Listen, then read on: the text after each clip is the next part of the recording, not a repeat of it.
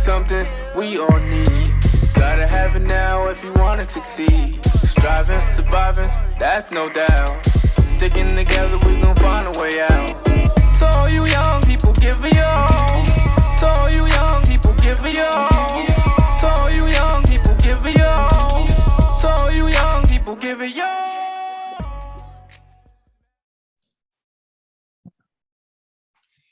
Good evening, the back community. Thank you as always for staying involved. Thank you for staying engaged. Today's interviewee is someone I knew for a very, very long time. I want to say since he's been in elementary school, but here's going to be the irony of today's interview. This young man is now full-grown, married, and Dr. John. So I'm going to get all into your story. Today's guest that we have is Kenneth John, and I'm going to be talking to him about anesthesiology, how you got into everything in your medical field, as well as your passion that I know you have outside of your actual work as well. So first things first, Dr. Ken Dr. Ken, I really just want to say thank you for coming on the back community. And man, I can't wait to dive into your story. Thank you so much, Tyrell. It's an honor to be here. Like I told you before, my parents say hello, and you've always been like an adopted son in their family. So this is an awesome experience for me. Oh, thank you. Thank you. And yeah, for those who don't know for those who may not know, his parents were very instrumental in my development as well, especially his mom. So shout out to your mother. I love your mother like another family member. And coming back to Albany High for all of those years to speak to her classes after I graduated was one of the highlights of my life. So shout out to your mother, and we definitely gonna do it soon. Let's do it. Yeah. But yeah, like I said, man, this is an interview that touches home because, like I said, man, I got a chance externally to watch some of your growth, and I really just want to start off by saying I am absolutely proud of you. Congratulations on marriage, congratulations on a career, and congratulations on finding a passion. It is very, very hard to have all those three things intact. So shout out to you on that one, Ken. I really want to say congratulations to you and hats off to you for getting that together thus far. And you still got so much more to do. But yeah. Thank you, man. Life's been good, and I've definitely been blessed for sure. Okay. All right. Well, listen, man, I'm going to hit you with your first official question. We're going to get right into it. I know about you. I'm sure that there's plenty of people out there that know about you. And I know you got a crazy following because as soon as I put our picture out there that we were going to be doing an interview, all your friends and buddies joined in to like it. So, but what I wanted to do is give you the opportunity to tell the back community, bringing all communities knowledge more about you. So that's my first official question for you. What kind of work do you do? And here's your opportunity to tell the back community more about you, Ken. Sure. So I'm currently in the stage of my career where I'm a resident. So I'm training to be an anesthesiologist. That path is 4 years long. So I did my first year as an intern in medicine, and then now I'm in my third year of anesthesia. So I'll be graduating this June with my anesthesia residency, and then I'll be going on to become an ICU fellow. I'll be doing that in Boston. Nice. So that's pretty much where I'm at in my career. And then all of this other stuff I've kind of started like 8 months ago. I started it January of 2022. So I always had like a benchmark to look back to. So I could see moments like this where I could say like, okay, I've been doing it for this long and now I've hit this milestone in this journey. But this is something that I've sort of added to my career and just sort of like day-to-day life to get a little bit more out of my job and a little bit more like feeling good about what I'm doing. No. Well, listen, you can't just tiptoe around it.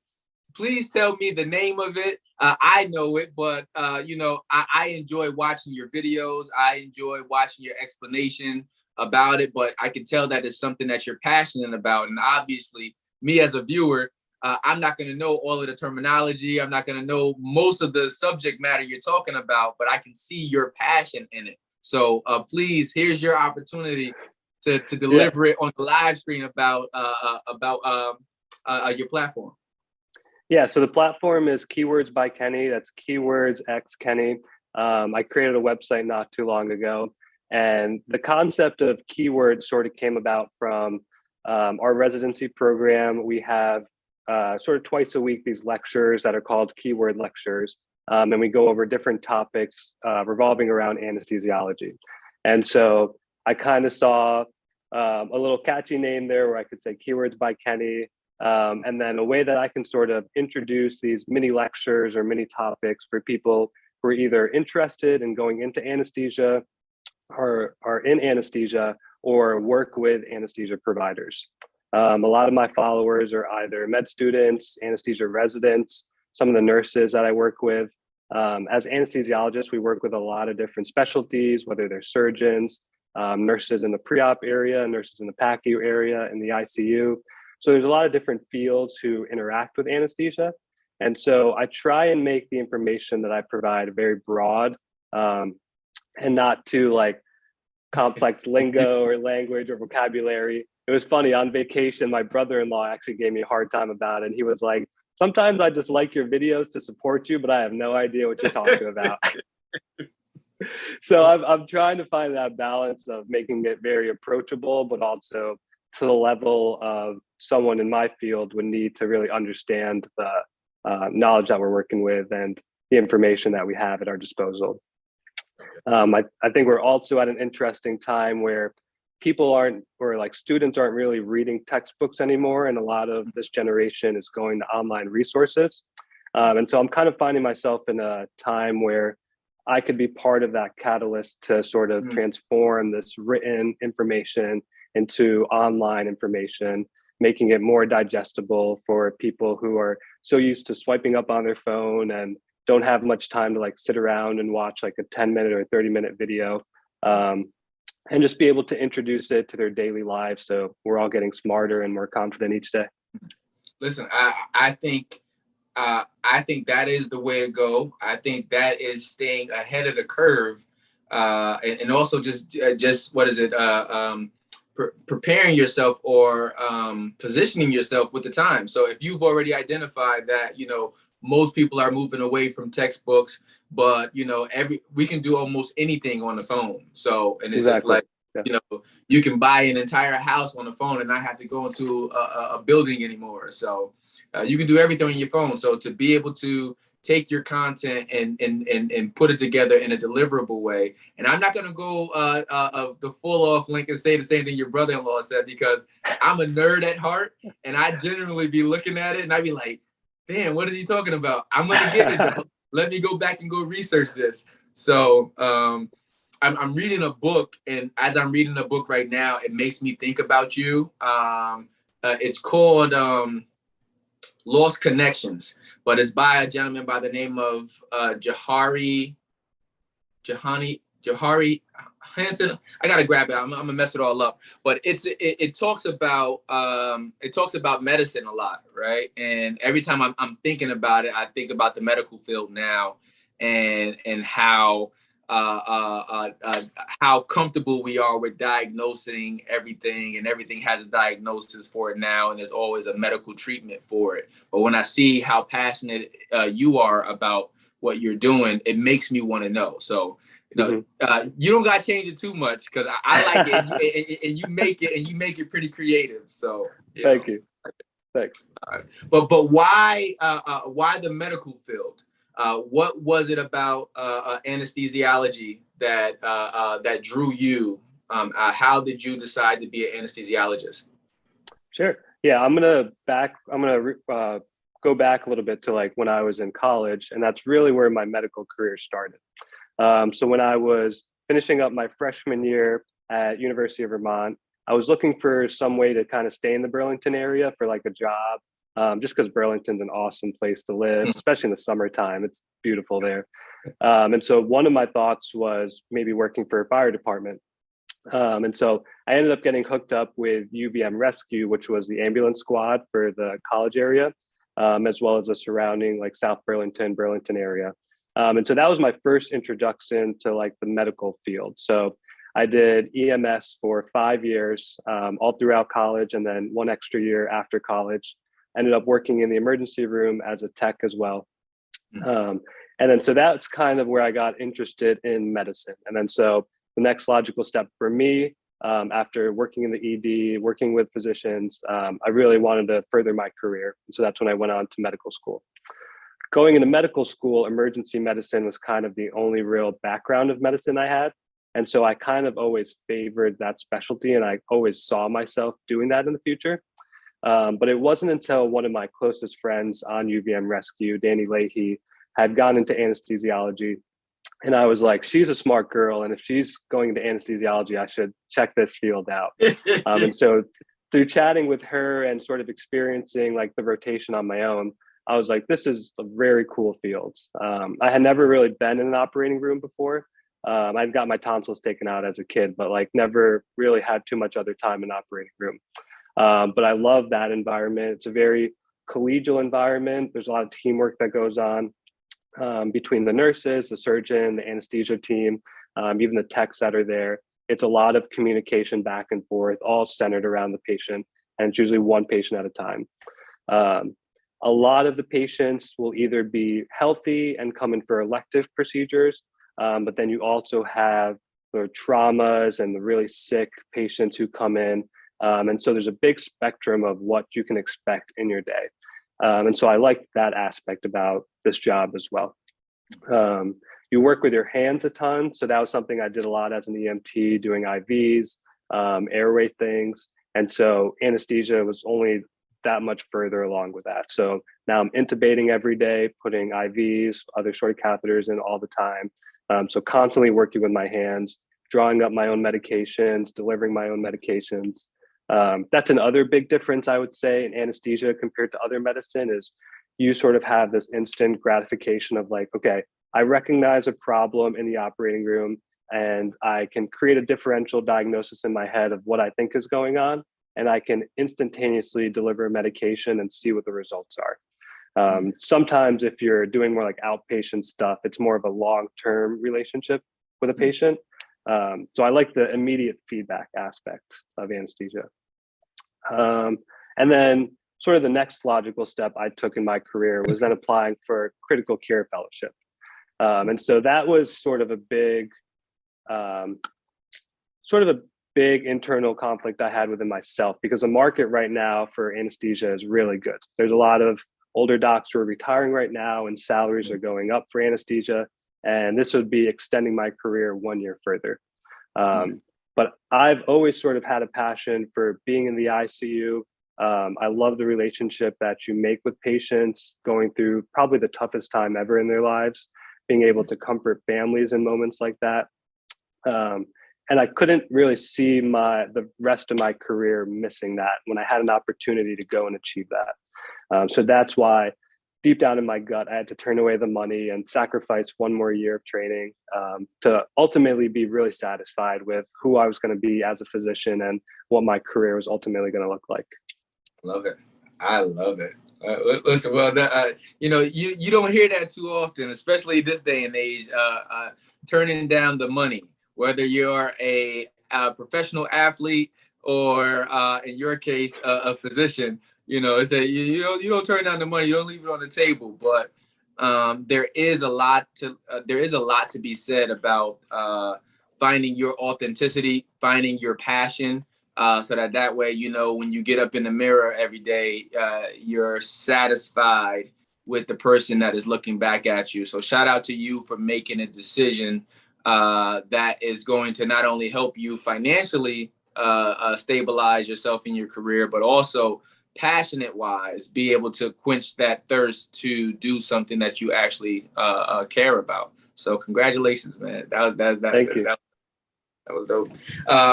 For those who maybe have never utilized an anesthesiologist, can you give me some examples of instances where you might have to put somebody under? This is just for people who might not know anything. I've had surgery several times, so Hmm. I have been a recipient Sure. of it. But if you could just give me a few examples Yeah. of where it's used. Yeah. So I'll start with maybe the most basic example. So let's say you have knee arthritis and you're going to get a knee replacement. So a typical day in one of our hospitals when we're working in one of those ORs is you'll be waiting in the pre-op area. The nurse will do their intake, kind of ask you about your medical history. And then typically the next person you'll meet is the anesthesia provider. We'll go through your medical history as well. Typically, we've looked up your medical chart on like the EMR. So we already have a good idea, but we like to just clarify certain things like allergies, previous anesthesia experiences. One of the first things we'll do in that pre-op area, start an IV, and that's how we'll deliver medicine for you. For most joint replacements like knees and hips, we actually do spinal anesthesia. So we'll do an injection in the back that makes you numb from your waist down. And then we give you medicine through your IV to basically keep you asleep and keep you comfortable so you're not hearing all the drilling and banging around going on. Then the next thing we'll do is basically wake you up, bring you to the PACU area, which stands for Post Anesthesia Care Unit. There we'll write orders to help with nausea, pain after the procedure. And then typically a patient like that will go home the same day. And then sort of the opposite end of the spectrum would be someone coming in for like emergency surgery. So let's say you had appendicitis, you come in through the ER and general surgery says, we need to take you to the OR right away. So you'll still meet the anesthesiologist. We'll still go over your medical history. The biggest difference there is sort of the way we put you to sleep. So anyone who comes in for emergency surgery will get a breathing tube. That's because they don't have the length of time to be NPO, which means like not eating anything. And so one of our biggest concerns is food in the stomach. And when we put patients to sleep, it's a very vulnerable time for them to vomit. And so, especially if you have like an infection in the belly, that's sort of irritating that area. And so if someone were to vomit and then have that go down their lungs, that could be a really traumatic experience. So that's why I put a breathing tube in and just secure the airway. So that's what we would call general anesthesia. And then the same sort of rules apply. Keep you asleep during the surgery, give you medicine for pain as well as nausea, wake you up at the end, take that breathing tube out, and then either bring you to an ICU or the PACU. Okay. All right. And it's too funny. I'm over here feeling guilty because halfway through what you were just explaining, right? I'm over here smiling, but yet you're talking about, me having to put a breathing tube down someone's throat because they may potentially vomit. But I was smiling because I was so excited to hear you clearly articulate your work and your passion. And then I was like, Tyrell, stop smiling because, this is a serious thing. But I was just like, oh, I couldn't stop it. But it's okay. But yeah, the one instance that stands out to me for anesthesia is the epidural, because when you mentioned the shot in the back, and I know that is a very common practice for a lot of women to have during pregnancy, so much that it's a movement on whether or not you should get the epidural shot, but that is a shot that is administered by an anesthesiologist, correct? Correct. Yes. All right. That's what I was thinking of when I was like, I have my examples in my head. I know the dentist has put me to sleep, and I don't know how strong it was, but I remember saying, I'm not going to sleep that easy. And the guy was just like, he said, all right, Tyrell, just count back from 10. And by the time I got to 7, it was like lights out. Yeah. Every now and then I get those people who are like, I'm gonna fight it, and the drugs always win, man. I'll tell you. The drugs always win. Let me see. Epidural. Go ahead. Epidurals are definitely a part of our practice. So within our residency program, we rotate to a hospital called Women and Infants. And so we have specific OB rotations where we're just doing like epidurals, spinals for C-sections. And so that's like a very focused rotation for us. But then after residency, it's sort of built into your everyday practice. Okay. Yeah, I have another friend who's also an anesthesiologist. So I was asking him some questions prior to, And I know you mentioned being like in the emergency room, and I think they want to say that he might have said that he was capped, or that he was doing around like 20 hours, because part of his rotation was to give him time for all of the traumas that you guys have to see and deal with. So it's not just, you know what I mean, routine things, but it's also being available for emergencies. And I think that was part of the built-in schedule. So you have reduced hours for what it would seem like for me, but it also gives you time to find that balance for yourself to cope with everything that you guys have to see. Yeah, that sounds nice. I don't have that balance in my life yet, but that sounds like a nice place to get to hopefully in my career.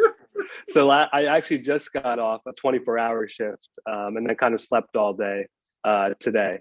But last night was nuts, man. It was busy. You know my mom. She'll text me like all night long when I'm on call and stuff. And like I feel like twice last night she randomly text me. I'm like, just dropped another patient off in the ICU, and it was just like bad thing after bad thing last night. I was like, oh my God, this is miserable. But it's part of the job. And I mean, it sounds like your friend has a nice career where he can like balance the trauma that comes with the job. Because there is definitely emotional weight and like traumatic experiences that you experience very frequently throughout this job. And he's been at it, I want to say, for maybe 15, 16 years. So that's probably it.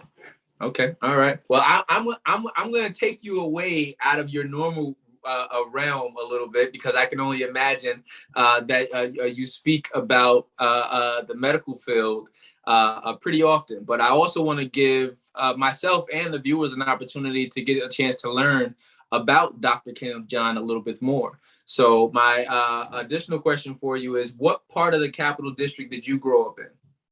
Yeah, so I grew up in Albany. I was born in Albany Medical Center. Like we were talking about before, my mom was a teacher at Albany High. My dad worked for the state of New York in Albany. So I lived there until about, I want to say 5th grade. And then my family moved to Del Mar, or the suburbs right outside of Albany.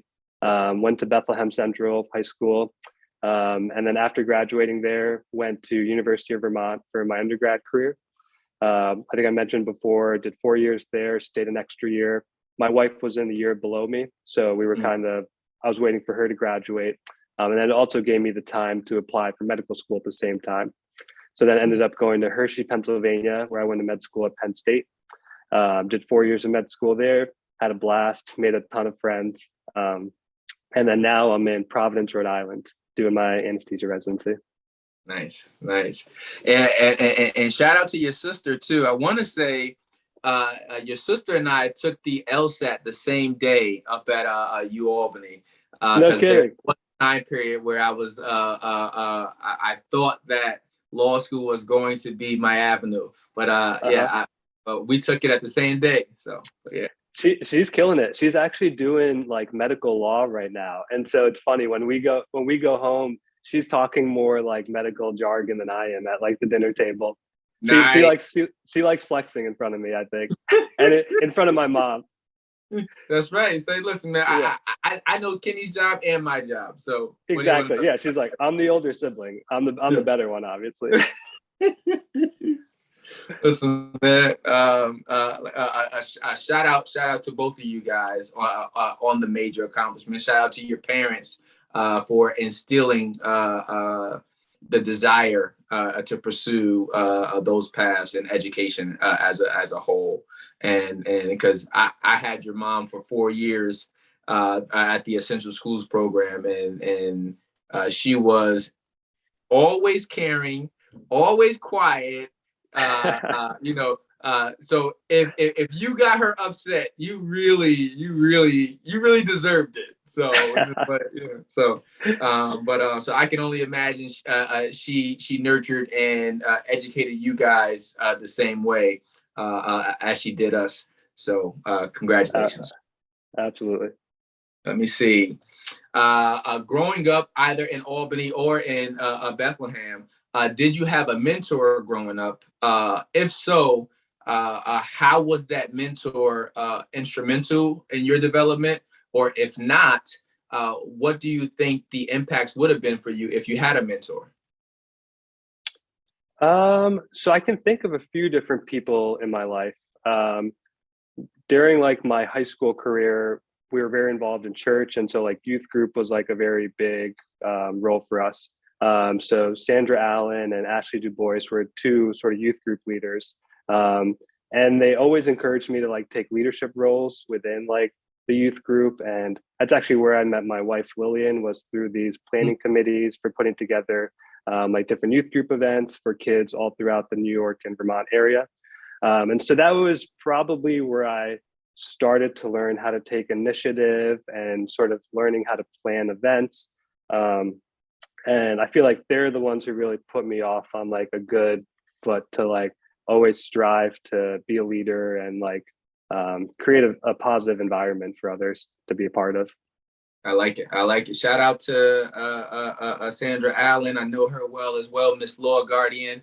And I think she was also very instrumental for another young man that I mentored too, Dismiss. Yeah. Yeah.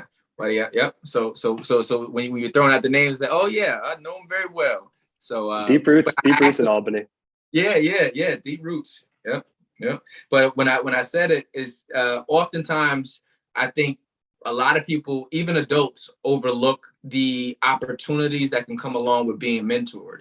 And even at 38, I still look for opportunities to be mentored by the right people, right? And it's very important. And whether it's on marriage, whether it's on real estate, whether it's on investments, whether it's on writing, you know what I mean? So I take the opportunities to be mentored. And I also look back to my youth and just think about, what mentorship looked like for me, and to see whether or not if you had a mentor and how that mentoring affected you as you were developing. Because I think that looking at the youth today, we can stand to get a lot more mentoring opportunities, and people not overlooking the all of the benefits that come along with being mentored. So, Absolutely. Yeah. Let me see. This one is going to be very interesting because I think you touched on it already. Now, I know work itself can be stressful, but what about with identifying goals for yourself? I know you're doing Keywords by Kenny, but do you find goals or setting goals stressful or motivating to you? I would say motivating to me. I can't say I'm like a very anxious person. There are definitely times in my life where I have gotten anxiety, and like I can get worked up about a situation. But generally speaking, I feel like I'm pretty cool and collected. And so having goals to focus on, I have found, has made me very productive in my career, especially with this sort of side project I have going on with the Keywords by Kenny, because a lot of my day-to-day residency can be a little bit redundant. Like, you sort of have big cases here and there where you have, like, at my point now that I'm in my last year residency, I've done most of the average cases. So I can do majority of cases pretty cleanly and pretty smoothly.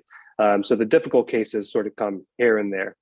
But all the side project stuff has given me more of a purpose and more objectives or goals to really better myself. Learning how to use social media. Like, I didn't realize how old I was until I was asking my little sister for advice, and she knew the answer like that. And I was like, I clearly am getting old and missing all of the social media knowledge. But being able to educate myself on things like that, how to communicate with others who aren't in my field, I think that's a very important skill to obtain. And I feel like just creating objectives like that will make me and anybody else a more well-rounded person, instead of just sort of like focusing on, the task at hand. Gotcha.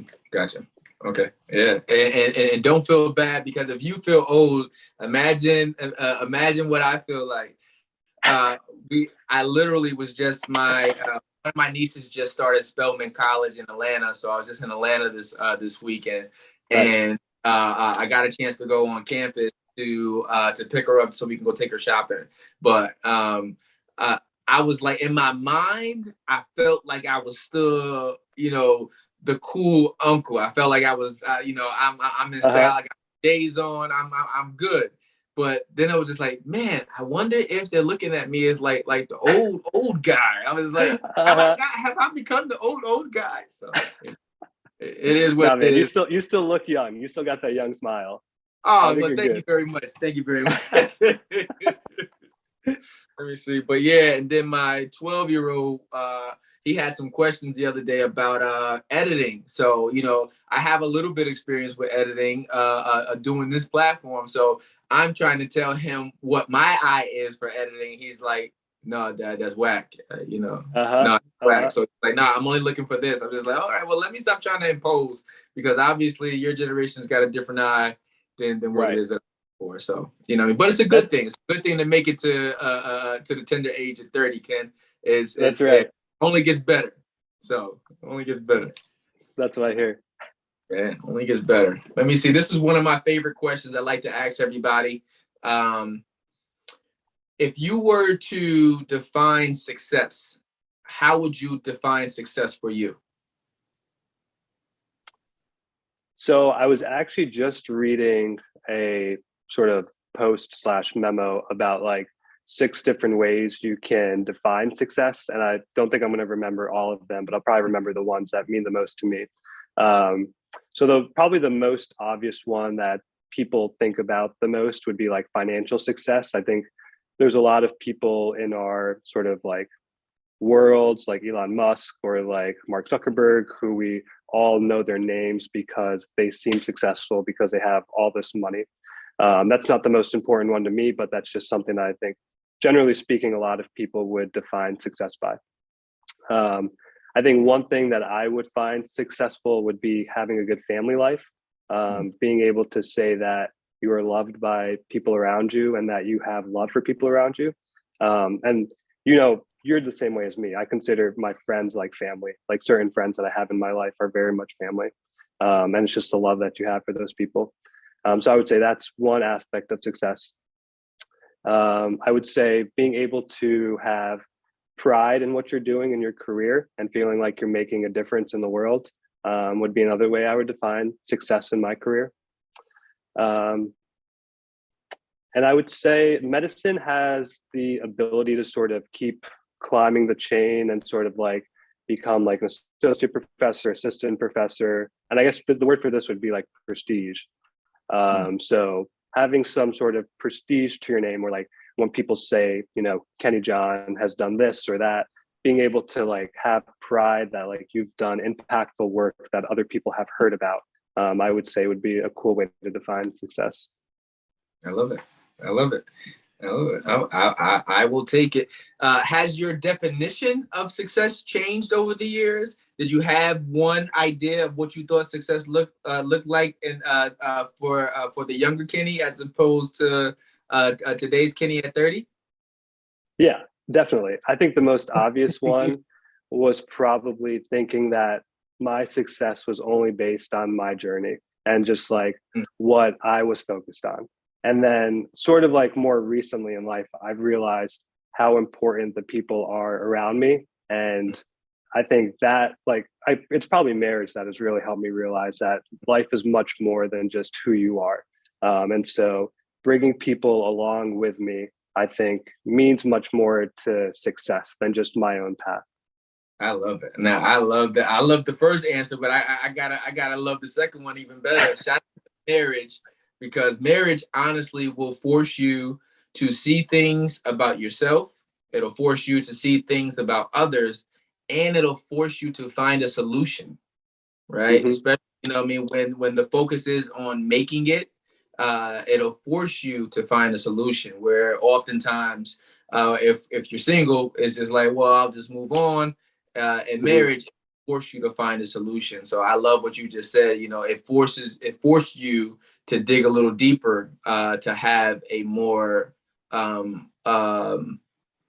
all-encompass definition of success. Because there was nothing wrong with the first one, but also just realizing that your success is influential on somebody else's success. And I think there was a saying I heard a while ago that said it's easy to create success for ourselves. It's really, really hard to create success for other people, right? So That's all we go. How do you help to cultivate success in other people? So I love your answer, man. Yeah, Thank you. Let me see. Thinking of your younger self, Kenny, the one who I used to smash and dash from the basketball court. First things first, can you still play ball? Can you still play basketball? So basketball, it's funny we were talking about this. Like basketball has been a huge part of my life up until the pandemic. So all throughout college, I was playing pickup ball. In med school, I played so much pickup ball. I was probably in the gym more than I was in the lecture hall mostly because our lectures were recorded online, so I could watch it later. But like any of my med school friends who watch this will be smiling too, because we were balling all the time, Monday through Friday. Yeah, actually, we started playing Saturdays and Sundays too. But then once the pandemic hit, it was like couldn't go to gyms anymore. We ended up moving to Rhode Island, so I haven't really picked up with basketball since like the past couple years. But it has always been like a huge part of like who I've been. Absolutely. Yeah. Well, I figured I was going to throw in some basketball questions for you. Yeah. But you actually just made me think about, how has COVID affected the field of medicine as a whole? I'm glad you just said that, because I'm not even making the connection that we're still technically in a global pandemic. And how has that affected your educational process as you are going on your rotations or through med school? How has COVID affected the medical industry? I think I was very lucky to be where I was when COVID hit. So I was in my intern year already. And I had friends who were sort of like either a year below me, like in med school, or 2 years below me. And so them finishing out their med school career, they missed their match day and their graduation because of COVID. So I feel like they missed sort of more milestone parts of their life, which was sad.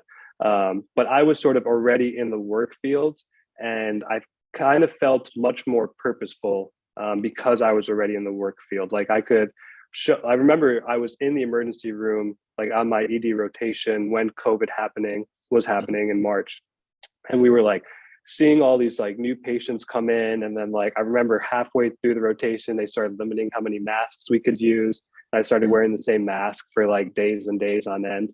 And it was like very surreal to just be like front row and center for like everyone figuring it out on the fly and just like not knowing what the right answer was, but collectively trying to work towards the common goal of just treating these patients. And then we moved to Rhode Island July of 2020. So it was really much like the pandemic was still going on. And when I came to work, everyone wore masks the whole day. So like there was probably months went on where I didn't even know what people looked like at my job because people were in masks all day. And we didn't socialize outside of work because restaurants, bars, everything was closed down. People didn't feel comfortable going into other people's apartments yet. So it was very much an isolating experience when we first moved to Rhode Island. But over the course of that year, it seemed like the next summer things started to open up. Got to learn my residents a little bit more. Our educational stuff is still a little bit hybrid. So some of it's on Zoom, some of it's in person. I think there's a lot of benefit that you can make with a hybrid system. I think there's certain educational things that you can definitely accomplish on Zoom, where there's other sort of like simulation labs or like hands-on exposures where we do that in person, which you obviously can't mimic over Zoom. So I think Zoom has introduced a nice way to really utilize educational tools. So our residency program is working towards perfecting that balance. But yeah, it seems like things have sort of calmed down now in terms of like our patient load and all that. But there was definitely like very stressful times, like coming home. My wife was teaching from home, but like just being concerned that we were intubating patients with COVID. So we were very much at risk for getting that aerosolized in our faces. And obviously I don't want to be the one who comes home and brings it to my wife. We're also one of the very first ones to get vaccinated, January of 2021. So that was a very cool experience to go through, where you are sort of on the front lines of medicine, and you really realize that when they're like, hey, you guys are going to be the first ones to try this medicine that no one else has ever tried, but we know you're getting exposed day after day after day. So if anyone needs it, you guys need it. So that was a cool experience to be a part of. But yeah, it's been definitely a defining chapter of my medical career. Yeah, I'll never forget. I'm keeping you right there because this topic has come up too much. It's come up in my own family. It's come up in my wife's family. It's all over social media. So what you just said, Kenny, was that one, obviously you were an essential worker. Two, you were one of, as a physician, you were one of the first to get the vaccine. And how has it been managing all of the hearsay about whether or not if you should vax or you shouldn't vax, and whether or not if there's scientific data behind it? How have you managed that, being directly in the field and being someone who obviously was one of the first to receive the vaccine? How do you manage that? Does it bother you at all? I don't know. It just came to my mind to ask. Yeah, the first word that comes to my mind is definitely frustrating, because it's hard to go through this every day and have people who aren't going through it sort of inject their own opinions or what they consider facts about the situation. And so when you hear people sort of falsifying information about the vaccine, and very impactful people who, have thousands to 10,000s, 100 millions of listeners, who can sway their opinions. It's very frustrating to sort of experience that when that this is something that could really save a lot of lives. And even like within, maybe not my own family, but like friends and stuff, like I would hear some of that stuff and it'd be hard conversations to have with them. And at the end of the day, I feel like one of the biggest lessons that has come out of the pandemic is that sometimes you're never going to change people's minds, and you can really like Google anything you want to sort of justify whatever opinion you have.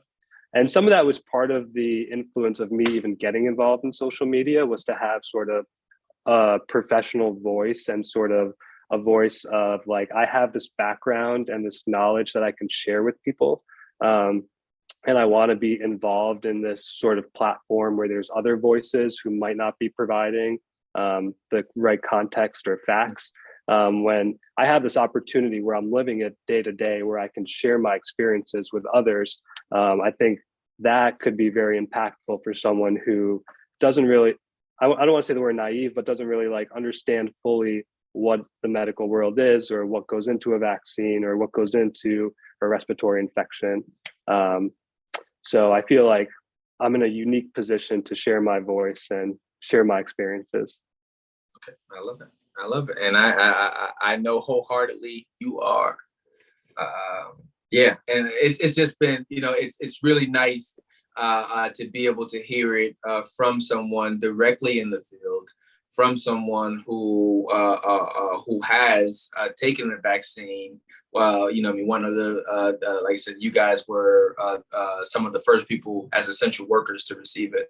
So, because I'm glad you said it was frustrating, because I'm not even in the medical field, and it's frustrating for me, trying to explain and say, listen, well, I'll take my chances with the vaccine. So, everybody's got their own opinion. Google will tell you everything, and then everybody has their own thing. So I'm glad what you said, you'll never get to a point of being able to satisfy everyone. And I think that is a very healthy thing to learn, because it's not just limited to, obviously, to that topic. It's universal. So you'll never be able to get everybody on one accord. You'll never be able to get everyone to be in total agreement, and to be able to find comfort and space for that difference. It took me a long time to find comfort in difference, where it's just like, it's okay that, Ken might think this, that he's better at me than basketball. It's okay. But you put us on the basketball court, you might see something different. It's okay. Before I'd be like, oh, if you didn't agree with what I agreed with, stay away from me. But now I've matured enough to realize that it's important to give space for everyone in their opinions, as long as it's respectful and it's not, overly imposing on somebody else. Right. Hey, I still got my Kevin Durant sneakers, so next time I'm in Albany, we can go behind Ash and we can play some horse or some pickup. Hey, listen, we may have to do that. We may have to do, especially knowing that you stayed active in basketball all of these years. That's right. And That's right. I'm talking trash because I'm sure I suck right now. So I'm talking trash. I'm sure I suck. Let me see. I got 3 more questions for you. I'll let you go because I know you're a very busy man, and you just did 24 hours last night, so I don't want to keep you up. Good. Thinking of your younger self, thinking of the younger Kenny, what is something that you now know about yourself as an adult, you know what I mean, as a professional? Thinking back to the younger Kenny, what is something you wish someone would have told the younger version of Kenny? Probably never, don't harbor on to the sensation that failure gives you. I would say a lot of times when people endure failure, it can really bring you down and sort of discourage you. And there's definitely times where a younger Kenny experienced failure and it really either changed his view of people or situations. And that's not necessarily the way life works, I've realized. Failure just means that that journey or that door wasn't meant for the path that your life is taking you on. And since experiencing so many failures in my life, I've been able to experience so many successful moments. And it's just sort of shifting the direction that you're thinking in, shifting your attitude about, maybe I thought I was going in this direction, but that wasn't meant for me. But maybe this direction is what I'm more, meant for. And the more you experience failure, I think the more comfortable you get with understanding what your strengths are. And then over time, you can use the time that you have left over to work on your weaknesses or work on the things that you're not as strong as. So like I said, I'm not good at social media, but I'm trying to get better at it. I'm not good at, communicating medical knowledge to your average person, but I'm getting better at it. So finding ways that, you can improve yourself instead of looking at failures as, bringing you down and discouraging you, I think is probably one of the greatest things I've learned from growing up. Okay. I love it. All right, man. Let me see. 2 more questions for you. This is my wild card. Through all of the Capital District area, Albany, Troy, Schenectady, Bethlehem, Rensselaer, you name it. This applies to, it's applicable to all of them. What is your favorite place to visit in the Capital District area and why? You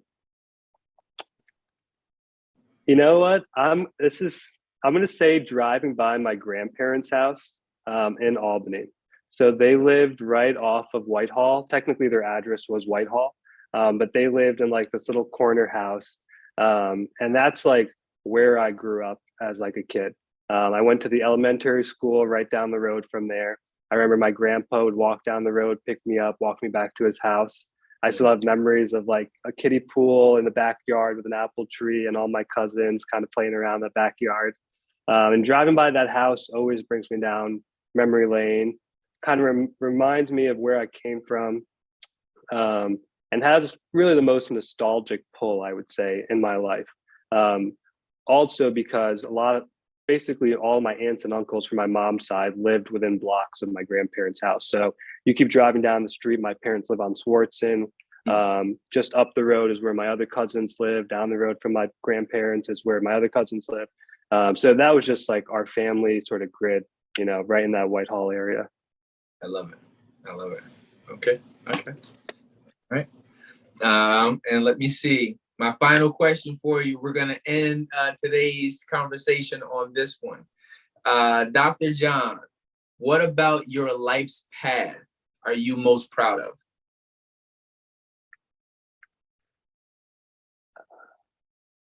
I would say probably just being able to make people around me proud to call me their friend or their family member. I just feel very loved by the people in my life. And I feel like you have to be a good person. You have to like reflect love to others to receive love. And so that I feel like is probably one of the biggest things I'm proud of. I have a wife who really cares about me. My parents tell me they're proud of me all the time. I just had an awesome vacation with my siblings and their significant others. At the tail end of that was a med school reunion for one of my best friends who got married out in California. Um, so I just have really good people in my life who support me, show me love. And I think it's just a reflection of the love that I show them, the support that I show them. So that's something I'm really proud of. That is something you should be absolutely proud of. I am happy that you get to experience it, because having support is extremely important. Having friends are extremely important, and having a healthy family nucleus is extremely important. And I am happy each of those targets are being hit and met for you. Kenny, I wish you continued success through everything that you're doing. I do not want to play a game of basketball with you. Just realize I'm lying. So keep it's on. It's on now. Wherever they are. It's on now. You know, I got a competitive nature about me. I don't want no parts of it. When you said that more than schooling, I said, no, this does not at all. So, no, I don't want no parts of you at all. I don't want to have to damage one of my knees and then end up needing anesthesia